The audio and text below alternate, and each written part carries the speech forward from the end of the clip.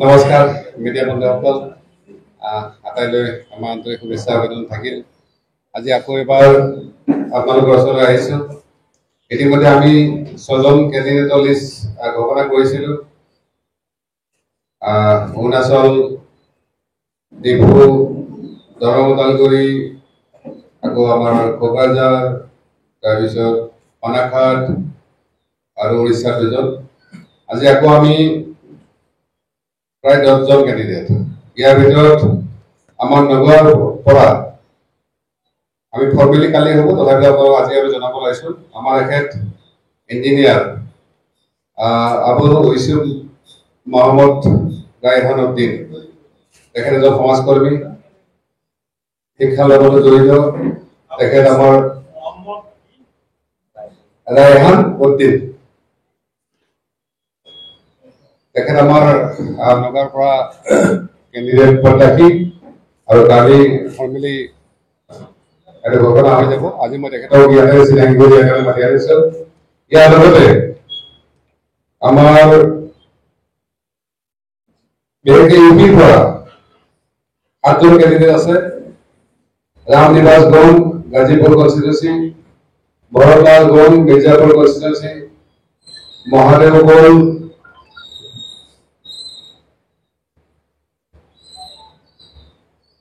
ৰেপলগঞ্জ, এইটো আচলতে সম্পৰ্ক বুলি কয়, এইটো SC ৰিজাৰ্ভ চিট, আৰু দহেলাল চান্দৌলি কনষ্টিটুৱেন্সি, অংশনাথ ৰুবে, এইজন আমাৰ প্ৰাইম মিনিষ্টাৰ দলৰ কেণ্ডিডেট হ'ব, 15 বছৰ পৰা ইলেকশ্যন খেলিব। ভৱেন গং, তেওঁ থাকিব গাজীপুৰ কনষ্টিটুৱেন্সি। একেধৰণে আমাৰ লহৰনগৰৰ পৰা ঝাৰখণ্ডৰ বিনোদ ভগতজী, তেওঁ কেণ্ডিডেট হোৱাৰ কথা আছে।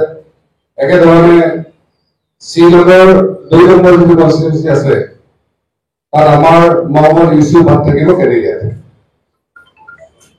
সন্মানীয় সাংবাদিক বন্ধুসকল, ইতিমধ্যে আকৌ বিহাৰৰ পৰা আৰম্ভ কৰি মহাৰাষ্ট্ৰলৈকে এইবিলাক কেণ্ডিডেট লিষ্ট তৈয়াৰী হৈছে। এইটো হোৱাৰ লগে মই আপোনালোক প্ৰভাইড কৰিম। এই চবতে মই এটা কথা, বিশেষ কথা আমি ক'ব ওলাইছোঁ যে যোৱা 20 তাৰিখে নৱকৰ্ণীয়াৰ ওপৰত যিটো অভিযোগ আছিলে, অৰ্থাৎ আমাৰ ষ্টেট লেভেল চৌধুৰী কমিটি যিটো সিদ্ধান্ত দিয়া হৈছিলে নৱকৰ্ণীয়া বৰবছাৰীমূলক নহয় বুলি, সেই কেছটো শুনানি আছিলে আৰু খুব ভালভাৱে শুনানিটো হৈছে। আমাৰ পক্ষৰ পৰা সন্মানীয় supreme কোৰ্টৰ lower Salman Khurshid sir, তেখেতে ৰিপ্ৰেজেণ্ট কৰিছিলে, লগত মানুহ কৰ্ণীয়া আছিলে, আৰু বিপক্ষৰ ফালৰ পৰা চৰকাৰৰ ফালৰ পৰা আমাৰ এডভোকেট জেনেৰেল আছিলে। আৰু জজে ৰায়দানটো অহা 27 তাৰিখে দিব বুলি ঘোষণা কৰিছে। যিখিনি আৰ্গুমেণ্ট হৈছে আমি নিজে তাত আছিলোঁ, আমি ভাবোঁ যে নিশ্চিতভাৱে আমাৰ পক্ষত ৰায়দানটো আহিব। আমি ষ্টে বিচাৰিছিলোঁ। এইকাৰণে এই কথাখিনি ক'ব লগা হৈছে যে ইতিমধ্যে আমাৰ বিৰোধীবিলাকে সমগ্ৰ কংগ্ৰেছৰ প্ৰচাৰ কৰিছে যে নৱকৰ্ণীয়া এইবাৰ ইলেকশ্যন খেলিব নোৱাৰে। আৰু এই ষড়যন্ত্ৰ মই বাৰ কৈছিলোঁ যে তেওঁলোকে জানে যে নৱকৰ্ণীয়া ইলেকশ্যন খেলিলে তাত নৱকৰ্ণীয়া হাৰাব পৰা এনেকুৱা ধৰণৰ কোনো ব্যৱস্থা তেওঁলোকৰ হাতত নাই।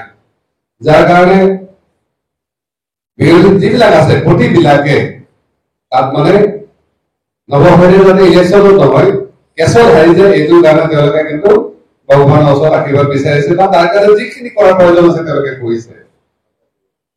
দ্বিতীয়তে কোকৰাঝাৰ কনষ্টিটুৱেন্সিত আমাৰ কিছুমানে বড় এই ধৰণৰ এটা পৰিস্থিতি সৃষ্টি কৰি থাকে। তাৰ কাৰণে অৱৰোধ সুৰক্ষা সমিতিৰ নামত 2-3টা কেণ্ডিডেট দিয়া এটা ঘোষণা প্ৰস্তুতি এনেকুৱা চলি আছে। যে আমি অৱৰোধ সুৰক্ষা সমিতিৰ লগত জড়িত ব্যক্তি হিচাপে এটা ভালকে জানো যে অৱৰোধ সুৰক্ষা সমিতিৰ সংবিধানত ডাইৰেক্টলি ৰাজনীতিত জড়িত হ'ব পৰা কোনো ব্যৱস্থা নাই। তাৰ পিছতো 2-4 ব্যক্তিয়ে অৱৰোধ ৰাইজৰ নামত, অৱৰোধ সংগঠনৰ নামত এনেকুৱা 2-এটা এনেকুৱা ধৰণৰ এক্টিভিটি কৰিব পাৰে। কাৰণ আমাৰ বিৰোধীবিলাকৰ এইটো এটা ছেকেণ্ড চাল। প্ৰথম চালটো আছিল যে নৱকৰ্ণীয়াক যাতে ইলেকশ্যন ভাগ ল'ব নোৱাৰে। দ্বিতীয়টো চালটো আছিল যে অৱৰোধ নামত যদি ব্যাপক বিভ্ৰান্তি কৰিব পাৰি, তেতিয়াহ'লে জনসাধাৰণে ভোটটো অলপ বেলেগত কৰিব পাৰে। গতিকে মই আপোনালোকৰ জৰিয়তে ৰাইজক অৱগত কৰিব বিচাৰিছোঁ যে অৱৰোধ সুৰক্ষাৰ নামত 2-4 কিবা এটা ধৰণৰ কৰিব পাৰে। কালি কোনোবা জনদাস নিজকে কেন্দ্ৰীয় হিচাপে ঘোষণা কৰিছে। আগতেও আমাৰ ৰাইজৰ প্ৰিয় এটা কৰি ইলেকশ্যন খেলিছিল, MCL 300 ভোট পাইছে। মই ভাবো এইবাৰ খুব বেছি 500 বা 1000 ভোট পাব। গতিকে আমাৰ কোকৰাঝাৰ ৰাইজক ৰাজনৈতিক যিটো ফ্লেক্সিবিলিটি বা ৰাজনৈতিক কি বস্তু সেইটো অলপ সহজভাৱে মানি লোৱাৰ কাৰণে মই আহ্বান জনাইছো। কোনো ভয় খোৱাৰ পেৰি হোৱাৰ কোনো কাৰণ নাই। কাৰণ আমাৰ বিৰোধীবিলাকে আমাৰ ভোটটো ভাগ কৰাৰ কাৰণে বিভিন্ন ষড়যন্ত্ৰ কৰিব পাৰে। সেই ষড়যন্ত্ৰ এইবিলাক হ'ল পাঠ। গতিকে কোনোবাই 1000-2000 ভোট দিবও পাৰে।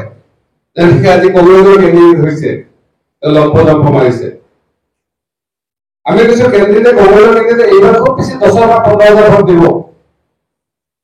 ঠিক তেনেকে তৃণমূলৰ কথা হৈছে। আপোনালোকে চাওক, স্বয়ং ৰিপুণ বৰুৱা মহাশয় তেওঁ তেজপুৰৰ মানুহ, তেওঁ কিন্তু তাক কেন্দ্ৰীয় নিদিয়ে। তেওঁ তৃণমূলৰ নামত য'ত কেন্দ্ৰীয় দিছে এটা কেন্দ্ৰীয় হাৰিব নোৱাৰে। মই ভাবো তেওঁলোকৰ নামত 2-4 কিবা এটা ঘটনা কৰিব পাৰে। কালি কোনোবা জনদাস তেওঁ নিজকে কেন্দ্ৰীয় হিচাপে ঘোষণা কৰিছে। আগতেও আমাৰ ৰাইজৰ প্ৰিয় এটা কৰি ইলেকশ্যন খেলিছিল, MCL 300 ভোট পাইছে। মই ভাবো এইবাৰ খুব বেছি 500 বা 1000 ভোট পাব। গতিকে আমাৰ কোকৰাঝাৰ ৰাইজক ৰাজনৈতিক যিটো ফ্লেক্সিবিলিটি বা ৰাজনৈতিক কি বস্তু সেইটো অলপ সহজভাৱে মানি লোৱাৰ কাৰণে মই আহ্বান জনাইছো। কোনো ভয় খোৱাৰ পেৰি হোৱাৰ কোনো কাৰণ নাই। কাৰণ আমাৰ বিৰোধীবিলাকে আমাৰ ভোটটো ভাগ কৰাৰ কাৰণে বিভিন্ন ষড়যন্ত্ৰ কৰিব পাৰে। সেই ষড়যন্ত্ৰ এইবিলাক হ'ল পাঠ। গতিকে কোনোবাই 1000-2000 ভোট দিবও পাৰে। যেনেকে আজি কংগ্ৰেছৰ কেন্দ্ৰীয় হৈছে লম্প মাৰিছে। আমি কৈছো কেন্দ্ৰীয় কংগ্ৰেছৰ কেন্দ্ৰীয় এইবাৰ খুব বেছি 10 বা 15,000 ভোট দিব। ঠিক তেনেকে তৃণমূলৰ কথা হৈছে। আপোনালোকে চাওক, স্বয়ং ৰিপুণ বৰুৱা মহাশয় তেওঁ তেজপুৰৰ মানুহ, তেওঁ কিন্তু তাক কেন্দ্ৰীয় নিদিয়ে।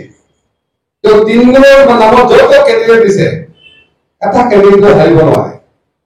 মই ভাবো তেওঁলোকৰ জমানত বনাই জব্দ হ'ব। তথাপিতো তেওঁলোকে কেন্দ্ৰীয় দিছে। গতিকে আমি বেয়া পাওঁ নাই, বেয়া পাই লাভ নাই। তাতে আকৌ BPF চাপৰ্ট দিয়ে বুলি জনাইছে। আমাৰ ৰাইজে কৈছে যে BPF হাতৰ কালতে সকলোতকে বেয়া ধৰণে অত্যাচাৰ হৈছে যে মাইনৰিটি বিলাকৰ হৈছে। বিগত 17 বছৰ BPF শাসন কৰাৰ সময়ত এজনো মাইনৰিটি মানুহক মাটিৰ পট্টা নিদিলে। তাৰপিছত আকৌ দিছে, কাৰোবাৰ 14 লিপি মতে বা কিবা অলপ উপদৰ্শন লৈ হয়তো কাৰোবাৰ চাপৰ্ট কৰিছে। এইটো লৈ আমি ফেৰি হোৱাৰ কোনো কাৰণ নাই। মই কোকৰাঝাৰ সমষ্টিবাসী ৰাইজক অলপ ধৈৰ্য ধৰাৰ কাৰণে আহ্বান জনাইছো।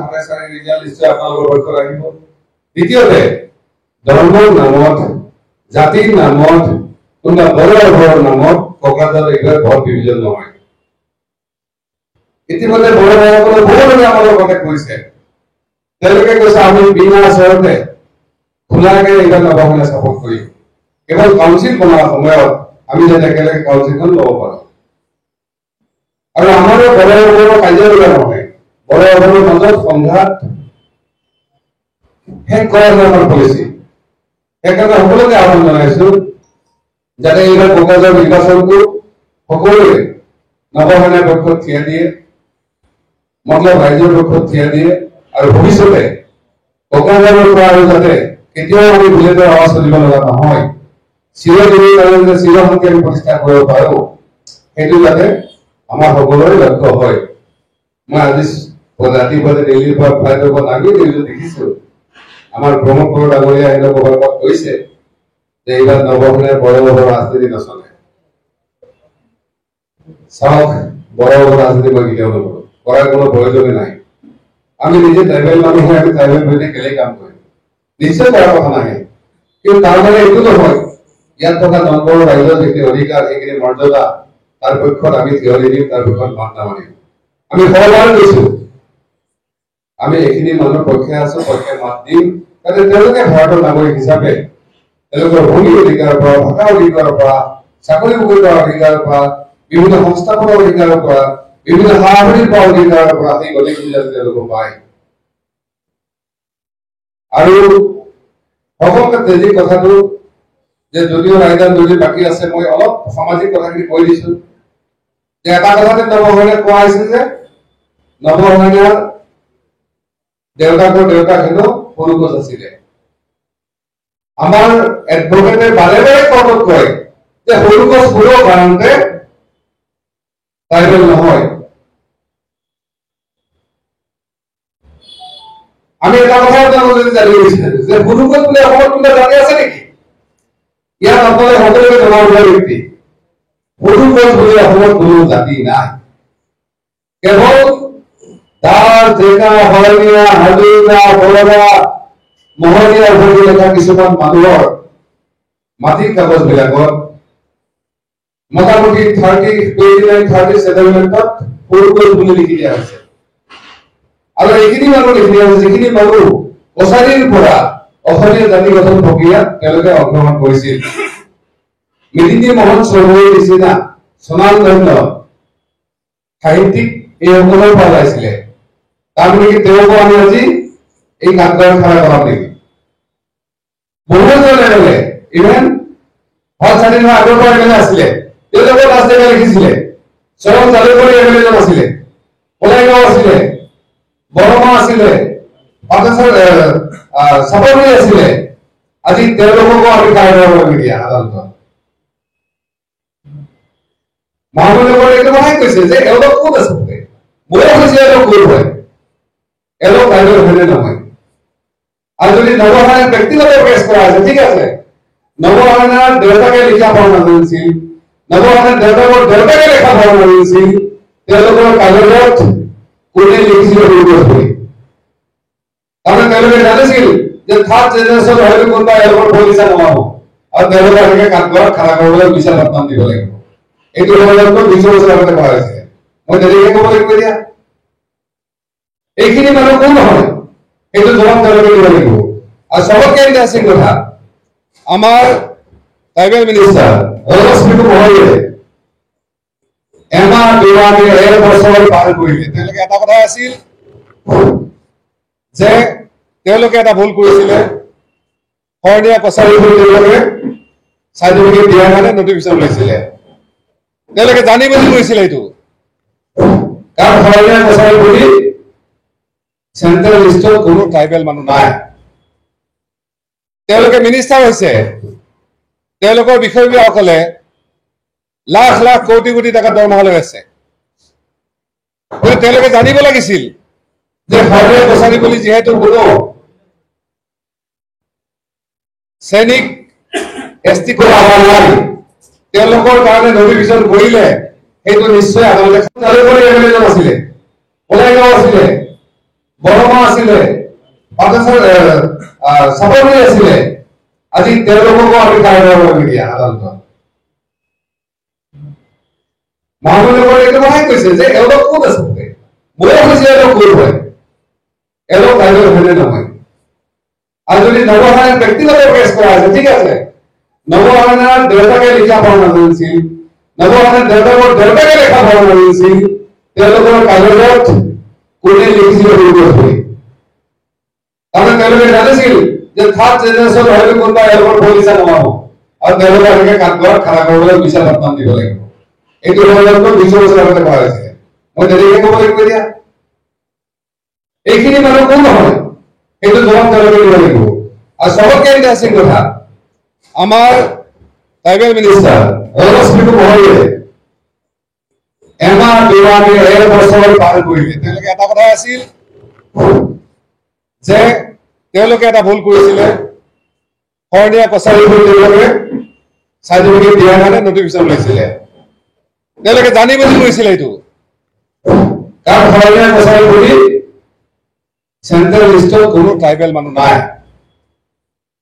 তেওঁলোকে মিনিষ্টাৰ হৈছে, তেওঁলোকৰ বিষয়ববীয়াসকলে লাখ লাখ কোটি কোটি টকা দৰমহা লৈ আছে। তেওঁলোকে জানিব লাগিছিল যে শৰণীয়া কছাৰী বুলি যিহেতু কোনো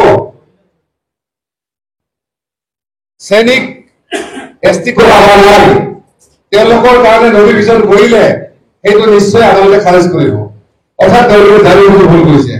আৰু আমি যেতিয়া কৈছিলো, আমাক কৈছিলে যে আমি অলপ এডভোকেট জেনেৰেলৰ পৰামৰ্শ বিচাৰিছো যাতে আমাৰ অফিচাৰ বিলাকে কোৰ্টত যাব নালাগে।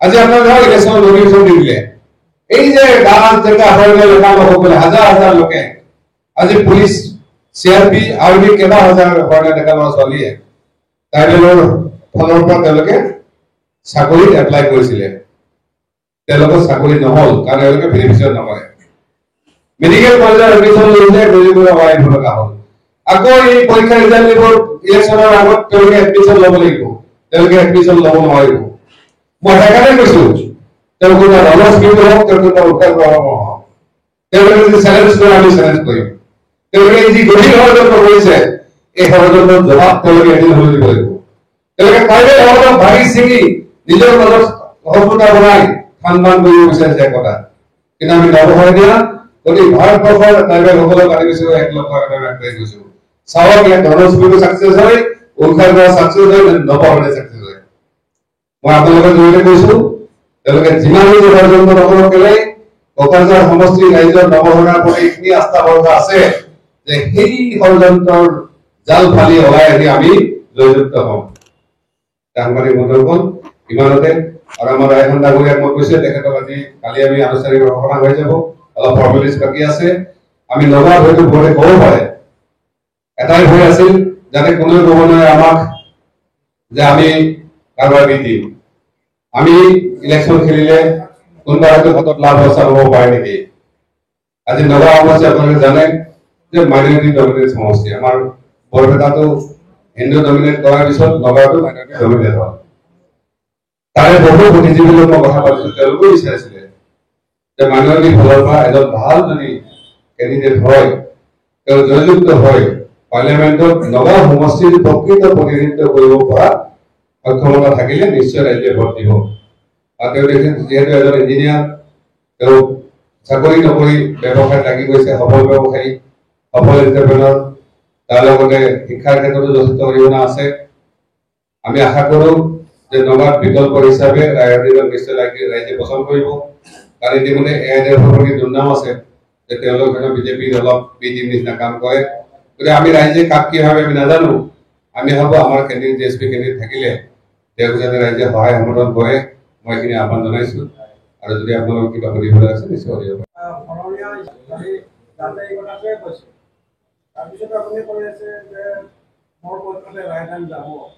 চাওক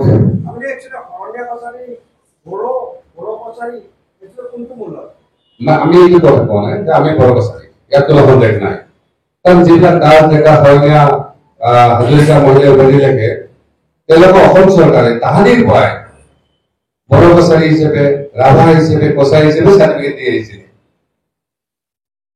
গতিকে আমি নিজে বড় কছাৰী দাবী কৰোঁ আৰু বড় কছাৰী দাবী কৰাৰ বাহিৰে আমাৰ ইয়াত যেহেতু শৰণীয়া কছাৰী হিচাপে কোনো নাই সেইকাৰণে তেওঁলোকে আমাক কি কয় এবাৰ গছ ভৰিবলৈ গৈছে মই কোৱা নাই তেওঁলোকে কৈছে কোনখিনি মানুহ কৈছে যিখিনি দাস ডেকা লেখে আৰু যিখিনি মানুহৰ মাটিৰ ডকুমেণ্টত 95% মাটিৰ ডকুমেণ্টত সৰু গছ দেখা আছে আৰু সৰু গছ দেখাটো সৰু গছ বুলি কোনো জানি নাই সেইকাৰণে কৈছো যে সৰু গছ ক'ত তেওঁলোকে ট্ৰাইবেলত নাই ঠিক আছে ট্ৰাইবেলত যদি নাই তেওঁলোকে ক'ত আছে অসমৰ মতে নাই এইটো আৰু কোচ সম্প্ৰদায়ৰ লোক আছে কোচ এইটো কোচ এই কোচ নহয় আমাৰ কোচ আৰু কিন্তু কোচ কিছু মানুহ আছে আমাৰ মানকাছা চাইডত তেওঁলোক কিন্তু বা মেঘালয়ত তেওঁলোক কিন্তু ট্ৰাইবেল মানুহ হয়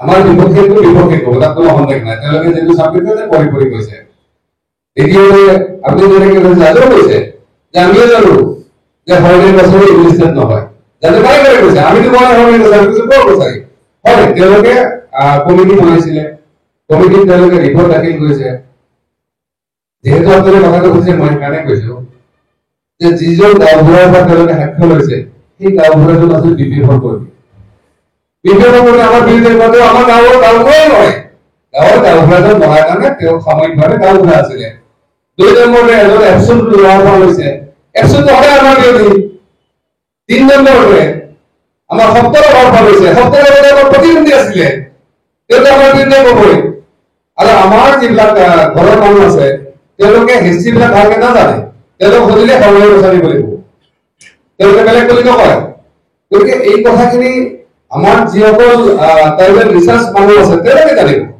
তেওঁলোকৰ পৰামৰ্শ ল'ব লাগে, তেওঁলোকৰ পৰামৰ্শ লোৱা নাই।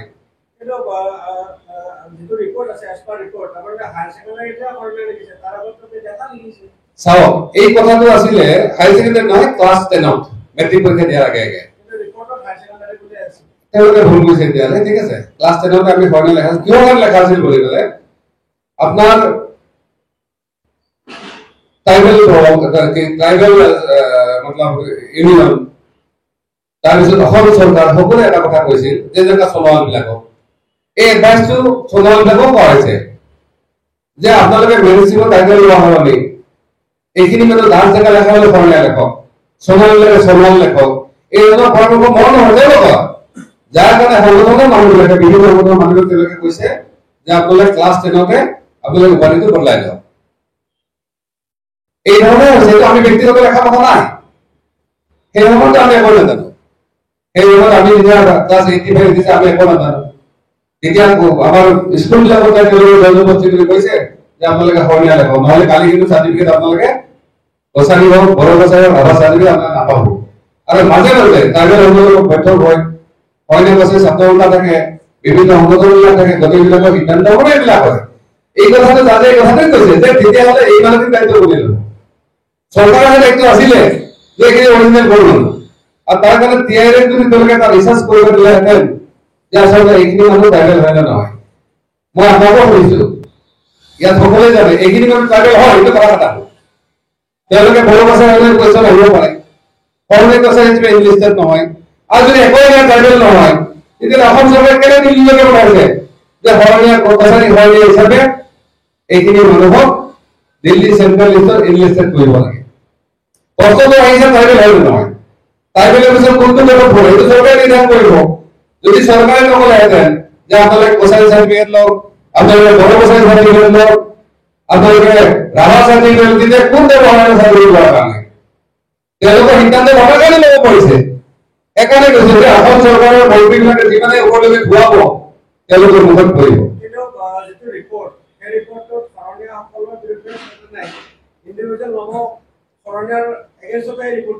মই এই কথাটোৱে কৈছো যে নৱশৰণীয়াৰ কেৱল মাটিৰ কাগজত মোৰ নহয়, মোৰ দেউতাৰ কাগজত সৰু আছে, আৰু যিসকলে দাস, ডেকা, হৰলিকা, হাজৰিকা, বৰা, চৌধুৰী, মহলীয়া লেখে তেওঁলোকৰ 95% মানুহৰ কাগজত সৰুগছ লেখা আছে। তেতিয়াহ'লে কালি যেতিয়া সৰুগছ লেখাৰ কাৰণে নৱশৰণীয়াক তেওঁলোকে ডিনাই কৰিব, বাকী সকল যিসকলে সৰুগছ আছে একেই কাৰণতে এক স্থানত তেওঁলোকৰ গুচি যাব।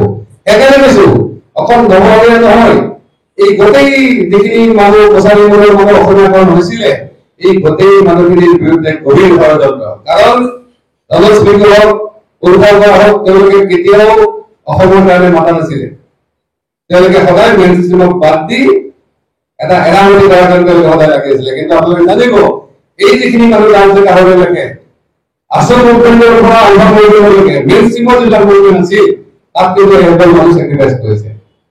সেইকাৰণে যদি কাজিয়া নৱশৰণীয়া হয়, নৱশৰণীয়া এমপি দলৰ নাই। আজি কোকৰাঝাৰৰ মানুহখিনি শুনিছে যে নৱশৰণীয়া কেৱল কোকৰাঝাৰত এমপি হোৱাৰ কাৰণে, কোকৰাঝাৰৰ ৰাইজৰ খাৰাপ হোৱাৰ কাৰণে যিখিনি কাম কৰিছে আমিও যাতে দিছে যে 2011 চনৰ পৰা কৰিছিলে তেওঁলোকে 10 বছৰ আমি এমপি হৈ থাকিলো, তেওঁলোকে আজি শেষ মুহূৰ্তত এই কামটো কৰিছে। মই সেইকাৰণে কৈছো যে তেওঁলোকে যিমানে ষড়যন্ত্ৰ নকৰক আমি সেইডাল ফালি ওলাই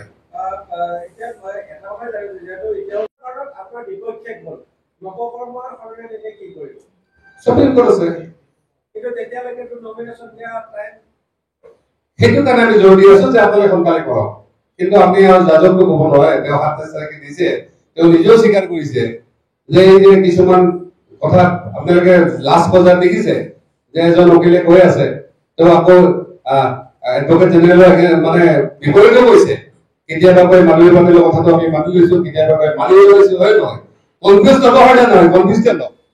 গতিকে জাজৰ ওপৰত আমি ক'ব নোৱাৰো, তেখেতে যেতিয়া দায়িত্ব দিছে আমাৰ জাজৰ ওপৰত আদালতৰ ওপৰত সম্পূৰ্ণ বিশ্বাস আছে। তেওঁলোকে অসমৰ সমাজ সামাজিক ব্যৱস্থা ইয়াৰ গতিপথ চব কথাখিনি জানে, আৰু হয়তো চৰকাৰৰ মানুহবিলাকে বাধ্য কৰি আজি নৱশৰণীয়াৰ বিৰুদ্ধে কৈছে, কিন্তু কালি তেওঁলোকে নবসনা পক্ষত খৰা হ'বলৈ এইটো কথা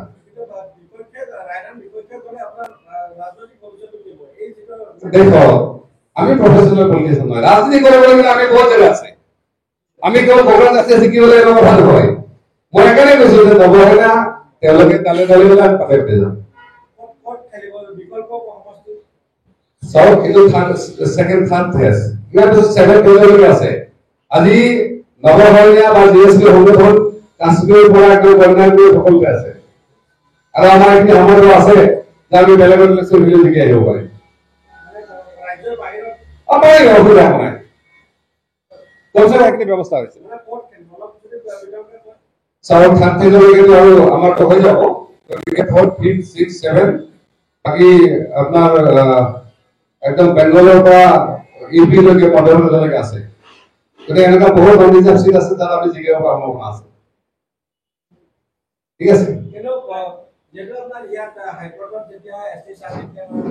নহয় আপুনি চাওক এছটিহে নোৱাৰে আপুনিতো জেনেৰেল হিচাপে পাৰে জেনেৰেল হিচাপে খেলাটো অসুবিধা নাই কেতিয়া হ'লে অসুবিধা নাই এছটি এছটি নোৱাৰে জেনেৰেল আছে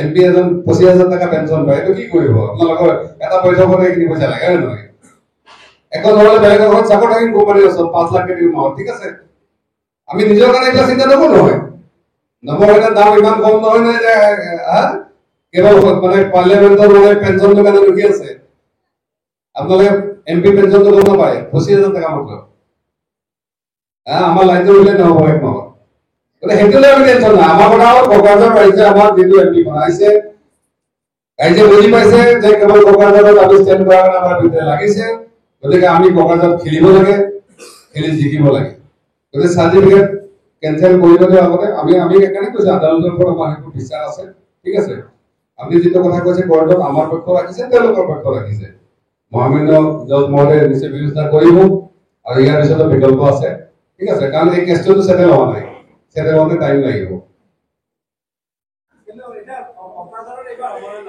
নিশ্চিতভাৱে আপোনালোকে চাই থাকক মনলৈ আপোনাৰ 16 লাষ্ট ডেট আজি এতিয়াও মানে কিমান আছে প্ৰথমতে 1 মাহ আছে 5 দিন আগত পাতি যাব ঠিক আছে